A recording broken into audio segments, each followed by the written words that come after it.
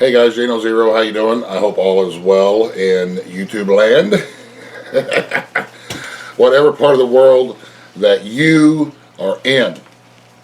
I'm sorry it's been a little bit since our last video. I've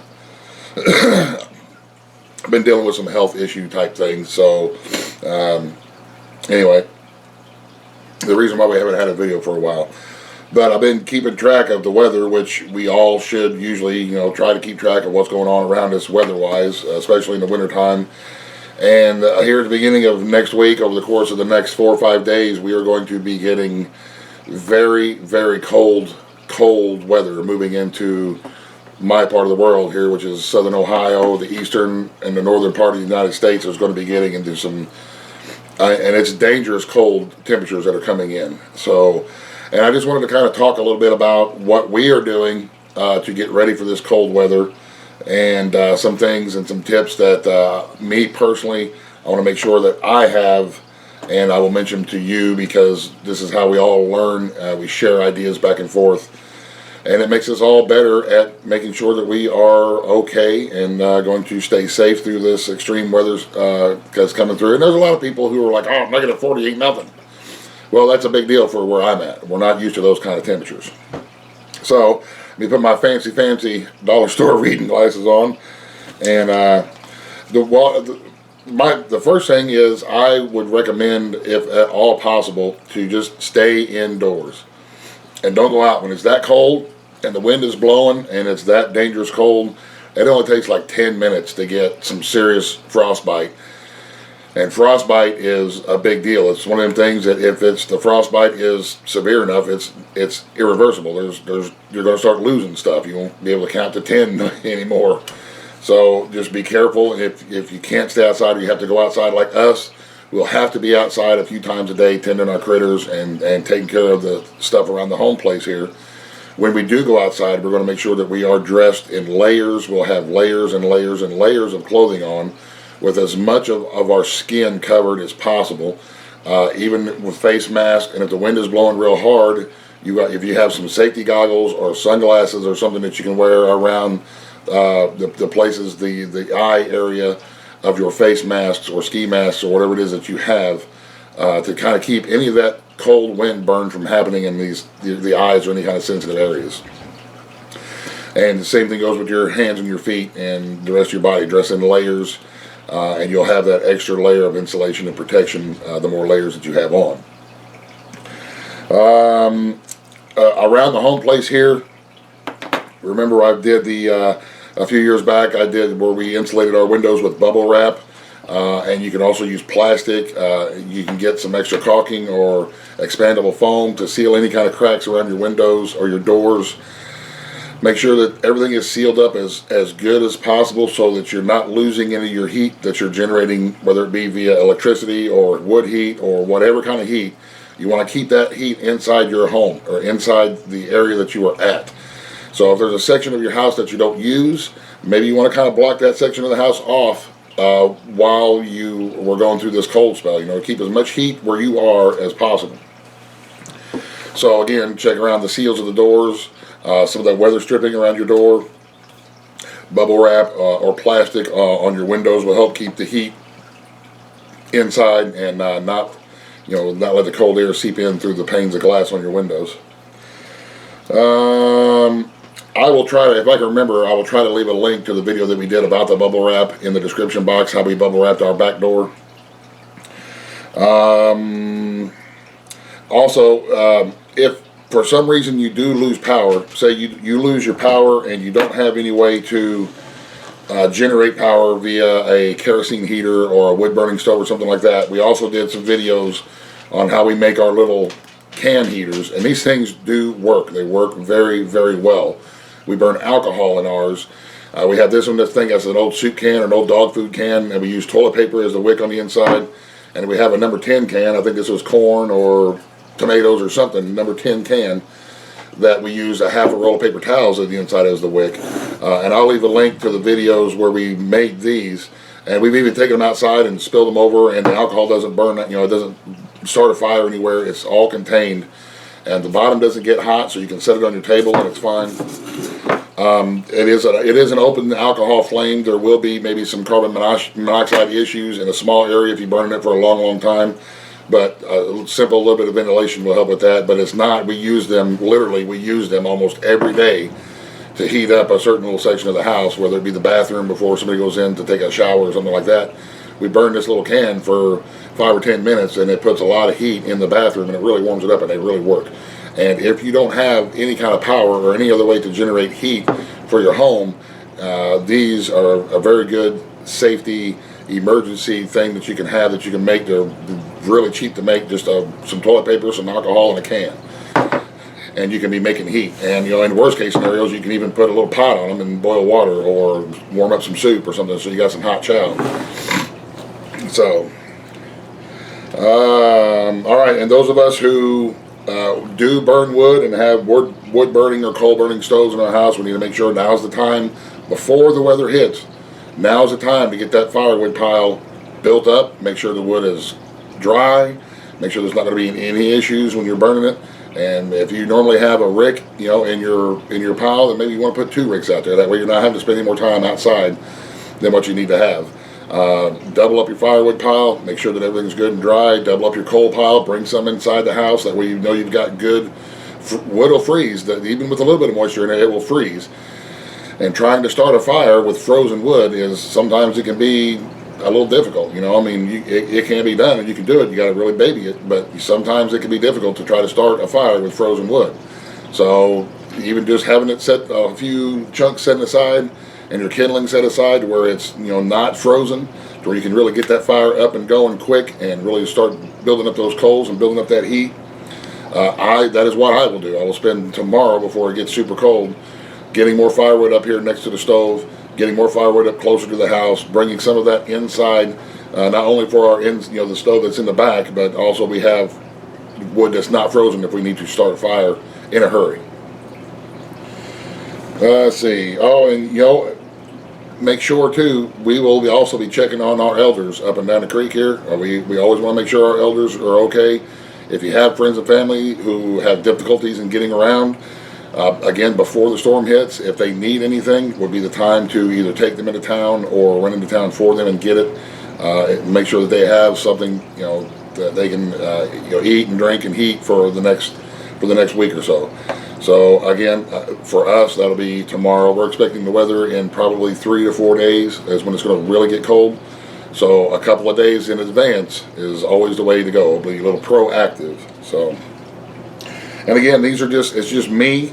This is what we will be doing. These are my suggestions. I'm not saying that if you do this, you are wrong. If you do this, you're going to die. I'm not saying any of that. This is just suggestions and ideas from me that we do around here. And I really hope you guys put other ideas and suggestions into the comment section so that other folks who are preparing for this weather can go and read the comments and get some other ideas, because I'm just a regular old dude. I ain't nothing special. Right? I don't have the answer for everything. This is what I'm going to be doing for our family, and I'm quite sure that you guys, being super smart like you are, will have a ton of extra suggestions and ideas that's going to really help somebody. So we're trying to help each other out here. Extra blankets. It's always a good idea to have extra blankets around the house just in case the power does go out for some reason. Blankets and clothes and sweatshirts and stuff like that. Make sure that they're all clean and that you can get to them easily. If they're just dirty and they don't smell nice or something like that, then go ahead and before the storm gets here, run them through the wash and get them all smelling pretty. I don't mind, because I literally never smell pretty.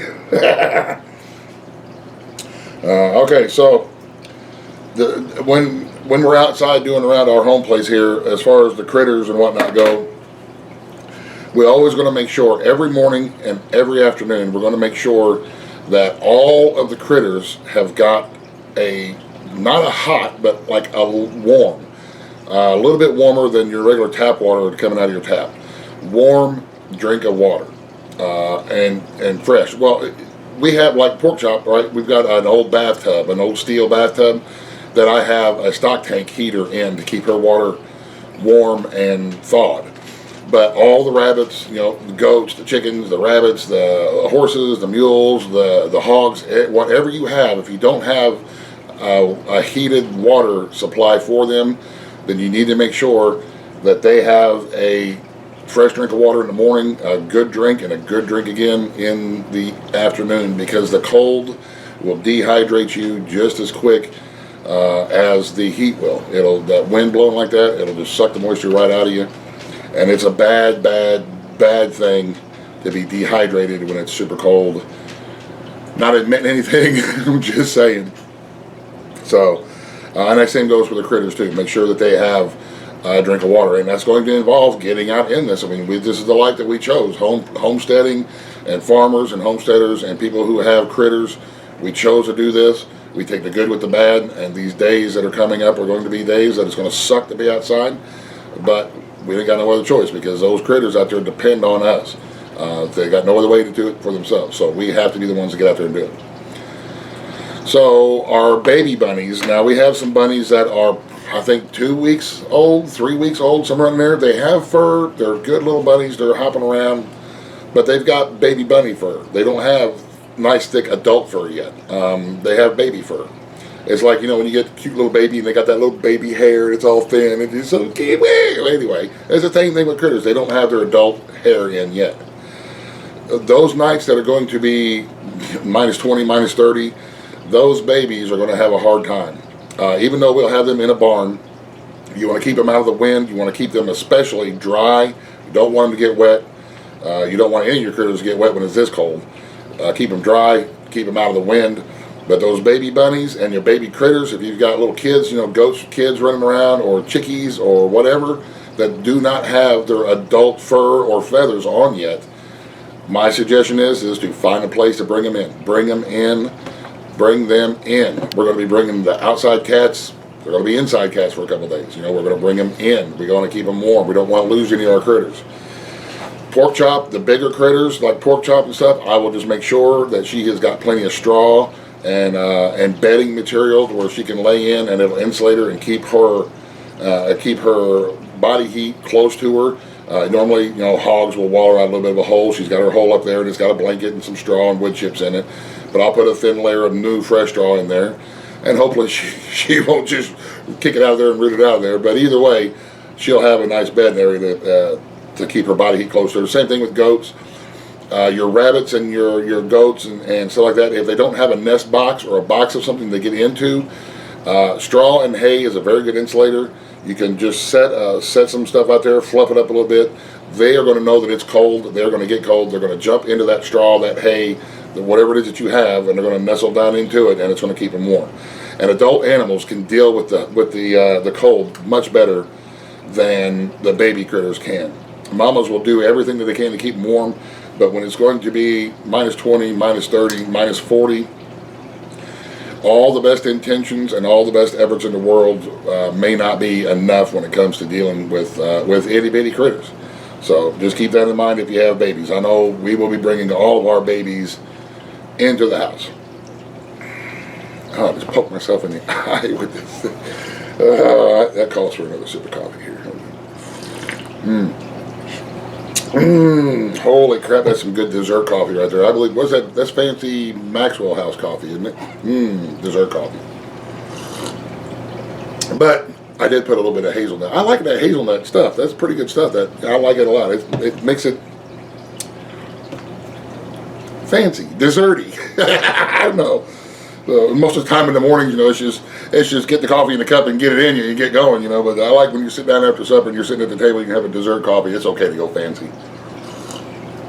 A little frou-frou is okay once in a while, especially when I'm secure enough in my doodliness to have frou-frou coffee. So there. All right, enough about that. Okay, so we talked a little bit about the home. We talked a little bit about the critters and ourselves and checking on the elders. If you have to get out and go to work, which everybody's going to have to get out. I mean, if you got to get out, you got to travel to work in your vehicle. Please, I would go ahead and in advance and just fill your tank up. Just have it full, and every once in a while go out and just start it and just let it run, even through the night, like before you go to bed. You're not going to go anywhere. Just run out there real quick and start your truck and let it run for a little while.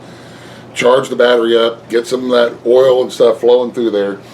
You don't want to have an old crap moment come up and then you go out there and your battery's dead. So, and that's what we will be doing around here. Every couple of hours, we'll run out there, we'll start the trucks up real quick, we'll let them run for 10 or 15 minutes, turn them off, and let them sit for another few hours, go to bed. It's the first thing is when you get up in the morning, get the coffee going, go start the truck, hopefully it starts. Batteries die really quickly in this cold weather. The battery may not be able to take it. So if you keep it charged up, keep the heat going, all that kind of stuff, you just, give yourself a better chance. Make sure in your car you have some jumper cables, just in case your battery dies if you're out and about, or somebody that's out and about has issues, you can help them. Extra blankets, extra clothing if possible, a couple extra sweatshirt, a nice dry thick pair of socks, because if you're doing something and your feet get wet, bad, very bad. Get them socks off, get dry socks on. So just those kind of, in advance thinking, what am I going to need? A first aid kit, maybe some hand warmers. You can find some hand warmers at just about every store. Just get you a pack of hand warmers or foot warmers or some kind of warmers and just keep them in your car, because it will be very handy. If you break down and you're on the side of the road and it's 30 below zero and you got no way to start that car, it's going to be very, very, very uncomfortable. And anything that you can do in advance to help yourself out in that situation, God forbid, and I pray that everybody stays safe.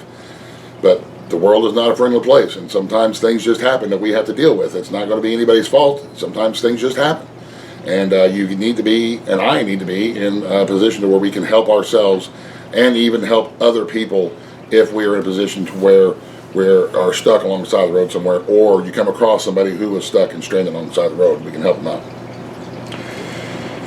Okay, already full of gas. Your phone charger, I would keep a phone charger. And if you don't have an extra one, then I would recommend getting an extra phone charger and putting it in your vehicle. Again, you may come across somebody who's broken down, and you can help them charge their phone, or just charge your phone. Keep your phone charged. Those cell phones is everybody's lifeblood nowadays, and they come in very handy in bad situations. So I'm not quite what else to say. Like I said, I really hope that you guys will post some additional ideas and safety precautions in the comment sections, please, because you, our viewers, are y'all some bad dudes, man. Y'all got it down. You guys know your stuff, and we really appreciate all the information that you guys share and to help other folks with, because that's what these kind of videos are all about. Let's get prepared for what we know is coming. Let's do the best we can to keep ourselves and the folks around us safe, and to help other people if we come across them, or to help other people get prepared as we see that they need it. And let's just be safe, y'all. I mean, there's a potential. It is not set in stone. It's not a guarantee that it's going to get this far south, or it may not get to where you are. It may just kick the crap out of you wherever you are. So please be ready. It is always nice. It's much better to be proactive and be ready for something to smack you in the face than to react to something smacking you in the face. So, again, not admitting anything, I'm just saying. So, all right, guys. My opinions, take it or leave it, and I hope everybody stays safe. Thank you guys very much for watching. I will try to leave links to these videos that I mentioned about the bubble wrap and the tin can heaters for emergencies. You guys have a great rest of the evening. God bless. Yeah. Buzz, the end.